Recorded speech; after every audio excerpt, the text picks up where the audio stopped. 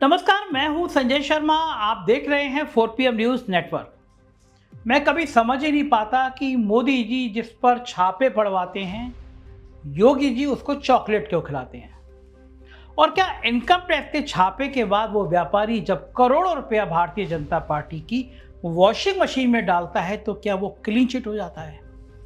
आज मैं आपको एक ऐसे घोर धंधे की बात बता रहा हूं, एक ऐसे व्यापारी की बात बता रहा हूं जिसके ऊपर सीबीआई से लेकर इनकम टैक्स के ना जाने कितने आरोप हैं। लेकिन उत्तर प्रदेश की सरकार इतनी मेहरबान है कि पीडब्ल्यूडी विभाग ने उसके लिए लॉटरी खोल दी है। सैकड़ों हजारों करोड़ के ठेके केवल एक दागदार आदमी के नाम। केवल पीडब्ल्यूडी नहीं, बड़े बड़े एक्सप्रेसवे के ठेके। साहब की काबिलियत क्या है कि साहब भारतीय जनता पार्टी को करोड़ों रुपया चंदा देते हैं। बड़ा सवाल यह है कि आखिर इतने दागदार आदमी भाजपा की वॉशिंग मशीन में साफ कैसे हो जाते हैं। अभी साहब ने लखनऊ में एक ताज 5 स्टार होटल खोला है। तो आज मैं इस कारोबारी की सत्ता की नजदीकी की कहानी आपको बताना चाहता हूं।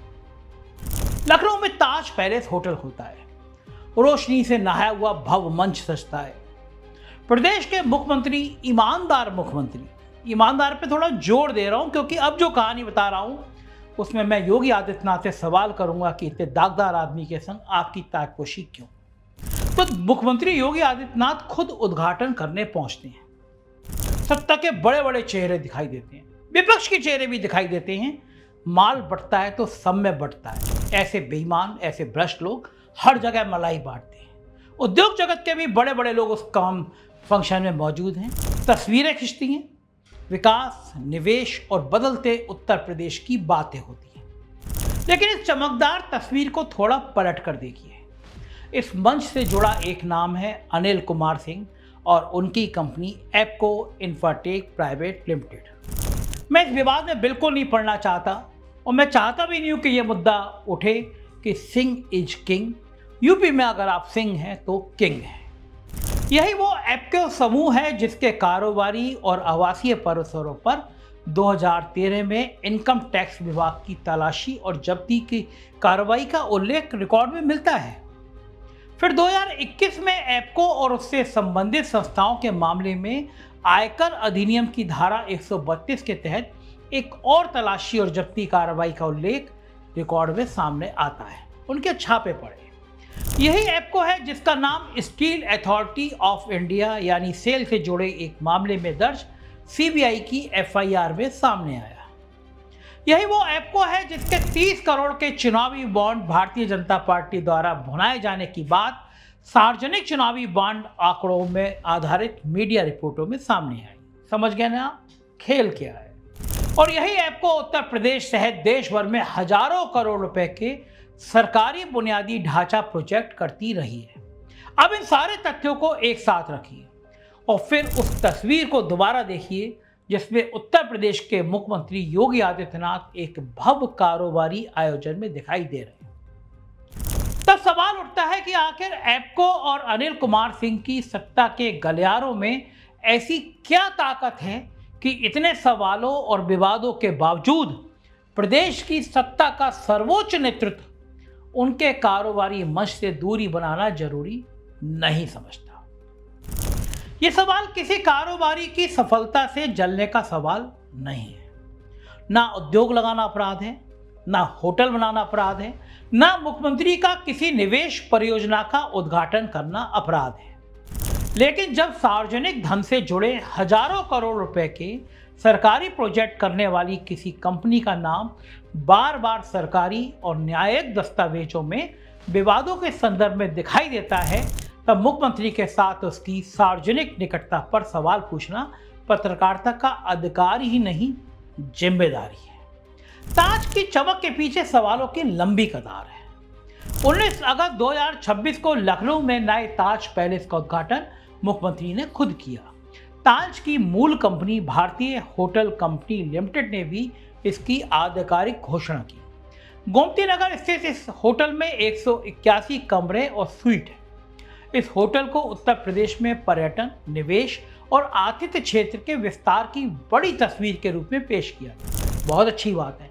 उत्तर प्रदेश में 5 स्टार होटल बनने चाहिए, दुनिया की बड़ी बड़ी कंपनियां आनी चाहिए, निवेश आना चाहिए, रोजगार पैदा होना चाहिए, लेकिन विकास की चमक पारदर्शिता के सवालों को ढकने का पर्दा नहीं बन सकती।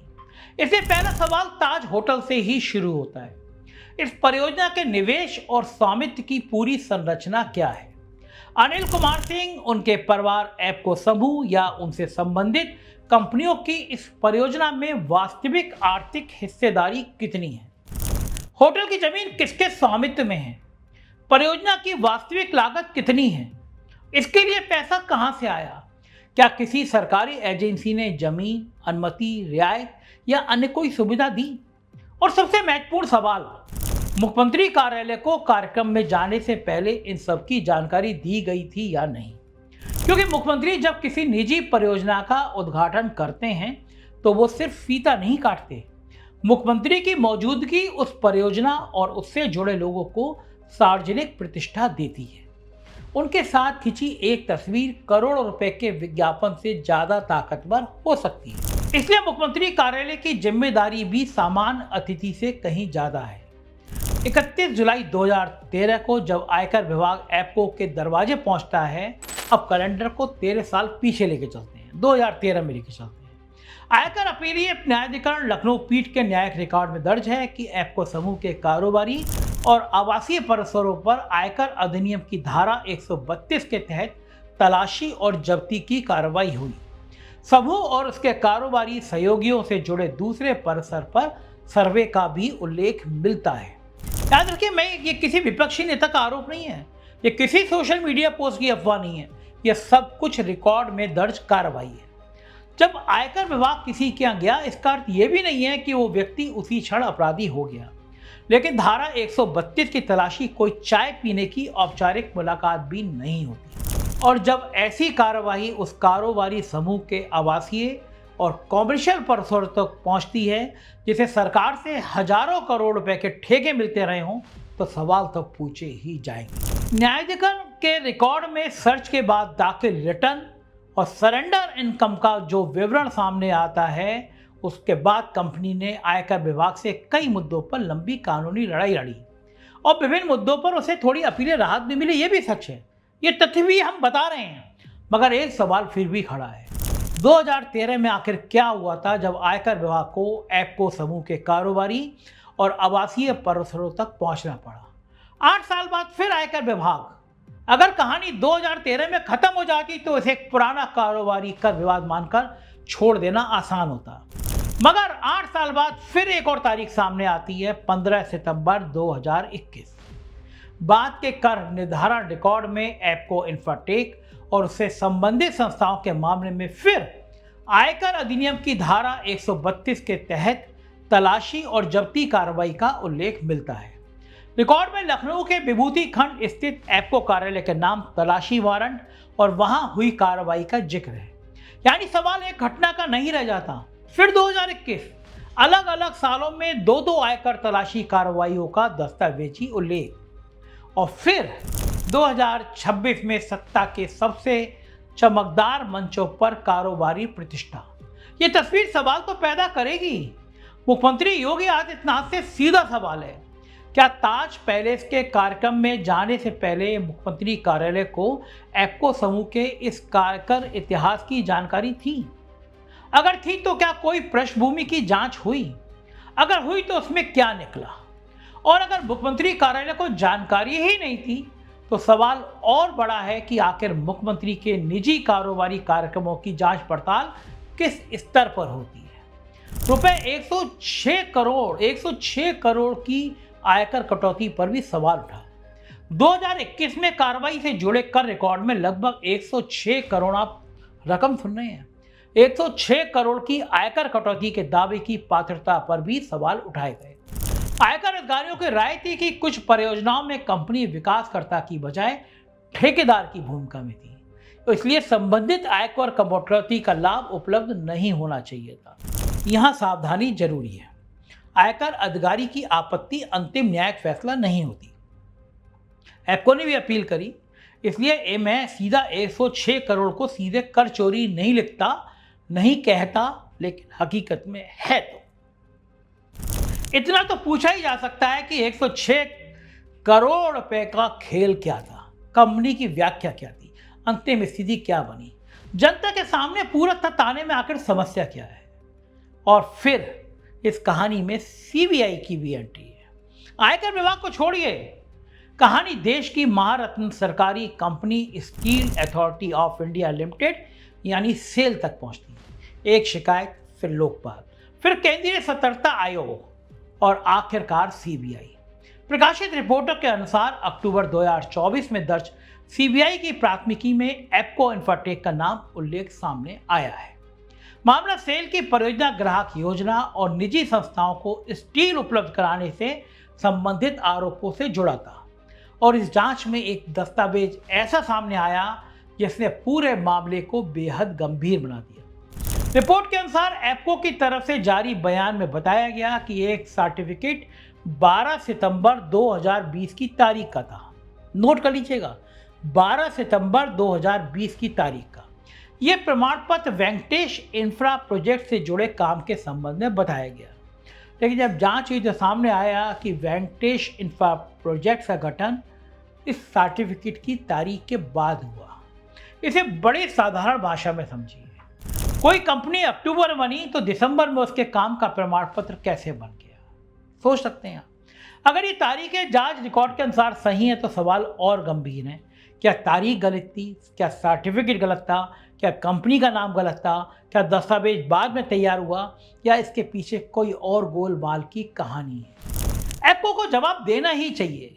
यह प्रमाण पत्र किसने जारी किया, किस अधिकारी के हस्ताक्षर थे, क्या एप्को मैनेजमेंट ने उसकी प्रामाणिकता स्वीकार की, क्या कंपनी ने जांच एजेंसी को अपना स्पष्टीकरण दिया, अगर दिया तो क्या। सीबीआई की प्राथमिकी कोई चरित्र प्रमाण पत्र नहीं। ये बात 100% सही है कि सीबीआई की प्राथमिकी में नाम आने से कोई दोषी सिद्ध नहीं हो जाता। कानून में जांच होती है, आरोप पत्र होता है, अदालत सुनवाई करती है और फिर दोष या निर्दोषता तय करती है।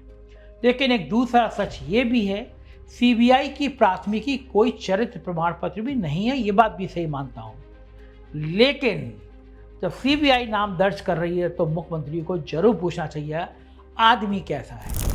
सिर्फ अनिल सिंह नाम देखकर नहीं जाना चाहिए था। यही कंपनी हजारों करोड़ रुपए के सरकारी प्रोजेक्ट कर रही हो तो सवाल और गंभीर होते हैं। सवाल यह है कि सीबीआई की जांच आज कहां खड़ी है।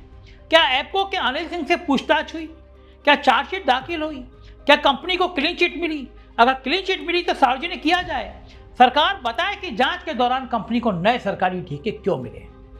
अब मैं दूसरी कहानी बता रहा हूं। पूर्वांचल एक्सप्रेस उत्तर प्रदेश की सबसे प्रतिष्ठित परियोजनाओं में से एक पूर्वांचल एक्सप्रेस की तरफ आई है। सरकार का एक बड़ा dream project Purvanchal express way बना। प्रधानमंत्री जी ने उद्घाटन किया। अक्टूबर 2022 में सुल्तानपुर के एक पास एक्सप्रेस वे का हिस्सा धंस गया क्योंकि निर्माण एप्को ने किया था। लेकिन आप सोचिए कि क्या हाल है, पूर्वांचल एक्सप्रेस वे बना रहे हैं, धंस गया, लेकिन भाजपा को 30 करोड़ रुपए दिया तो मामला टाइम फिर। उस समय सरकार की तरफ से जो बयान आया उसमें एप्को को कोने में कर दिया गया, ये गायब कर दिया गया। बेईमानों और भ्रष्टाचारियों की वॉशिंग मशीन का नाम भारतीय जनता पार्टी है। सवाल यह है कि मालूम करना चाहिए इतने बड़े सरकारी एक्सप्रेस पर किस कंपनी ने कौन सा हिस्सा बनाया, एप्को ने कहां बनाया, कौन सा हिस्सा बनाया, गुणवत्ता की जांच किसने की, निर्माण पूरा होने पर गुणवत्ता का प्रमाण पत्र किसने दिया, सड़क बनने के बाद कितनी मरम्मत हुई, कितना अतिरिक्त सरकारी पैसा खर्च हुआ, इन सबका विवरण जनता के सामने क्यों नहीं होना चाहिए। अब आता है मजेदार अध्याय चुनावी बॉन्ड का। निर्वाचन आयोग द्वारा सार्वजनिक चुनावी बॉन्ड आंकड़ों पर आधारित मीडिया रिपोर्ट के अनुसार एप्को इंफ्राटेक ने जनवरी 2020 से अक्टूबर 2023 के बीच करीब 30 करोड़ के चुनावी बॉन्ड खरीदे जिन्हें भारतीय जनता पार्टी ने बनाया।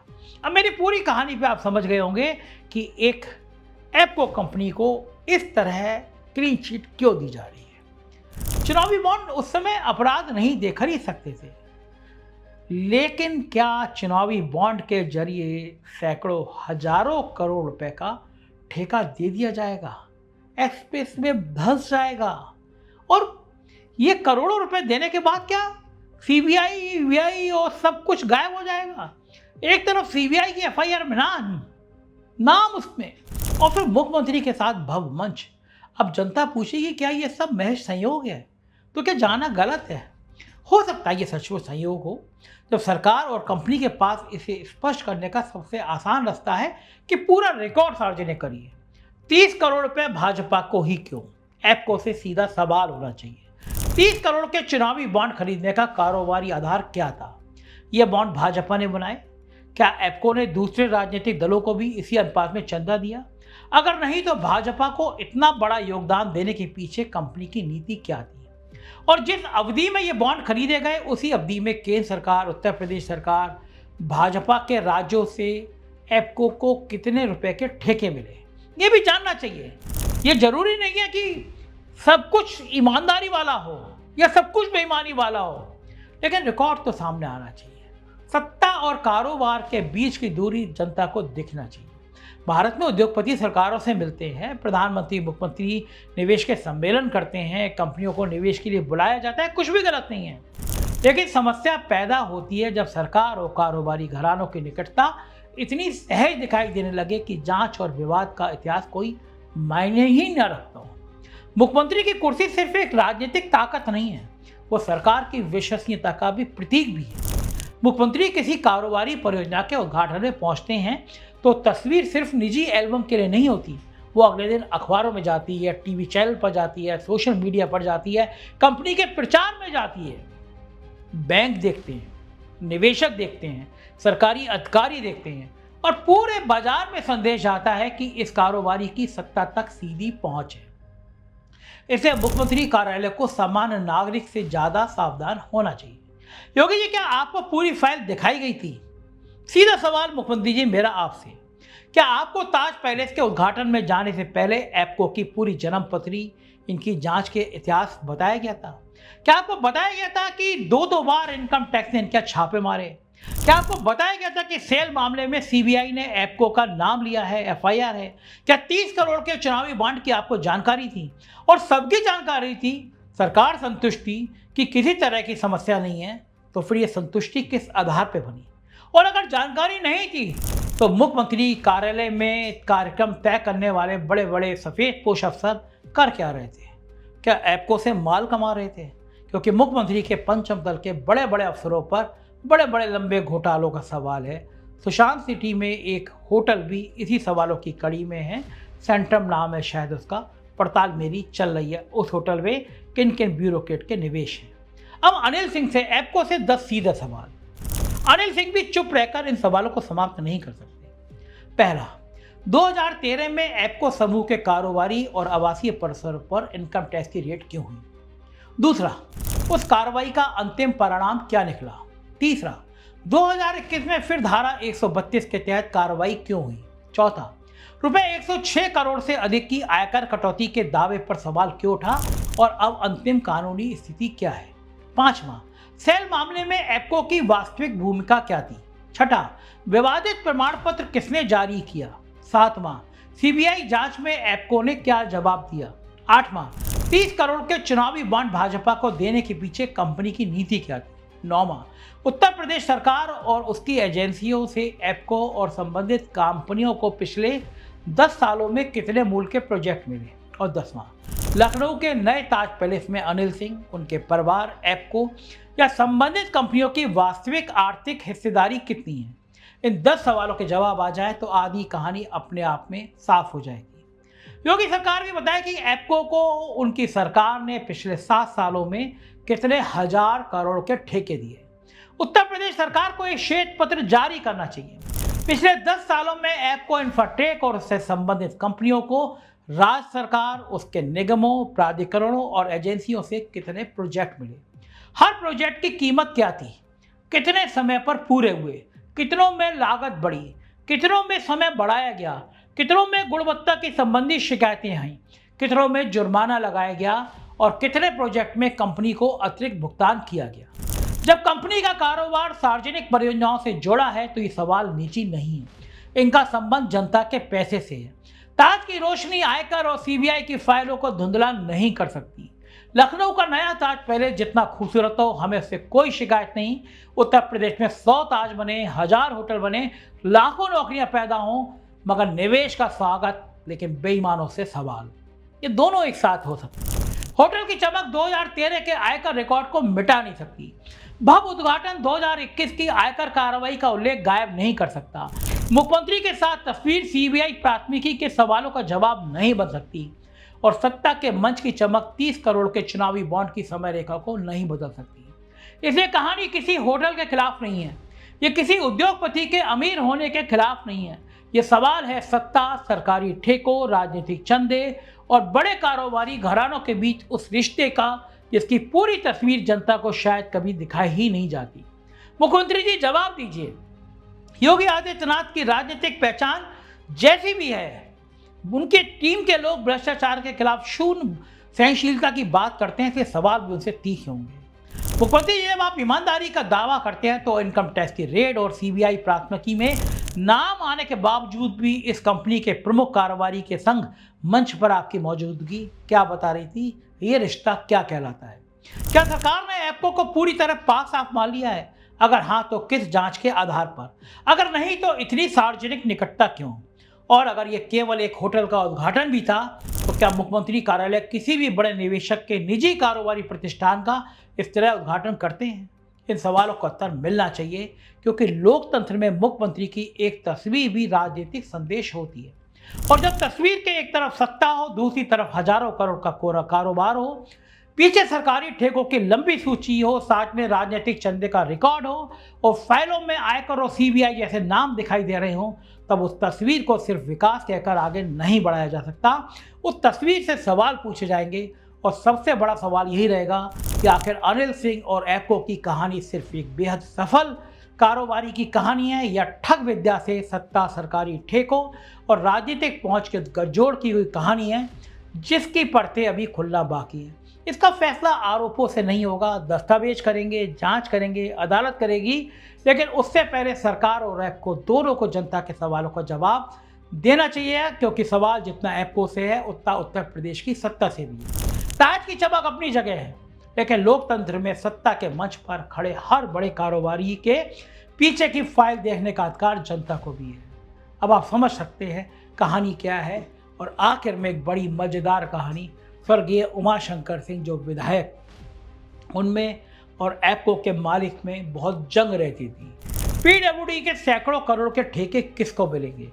बनारस के एक ठेकों को लेकर दोनों के बीच जंग हो गई। पूरे उत्तर प्रदेश में ये जंग चर्चा का विषय बन गई। आखिर बड़ा बड़ा विभाग, उत्तर प्रदेश का सबसे बड़ा विभाग पीडब्ल्यूडी विभाग, एप्को पर कितना मेहरबान हुआ, कितने ठेके मिले, उन ठेकों की कहानी क्या है, इसकी पड़ताल जल्दी करेंगे, कोशिश करेंगे सच आपके सामने आता रहे। क्योंकि ये हिम्मत, ये आंखों में आंखें डालने का सवाल सिर्फ जनता की ताकत 4 PM को देती है।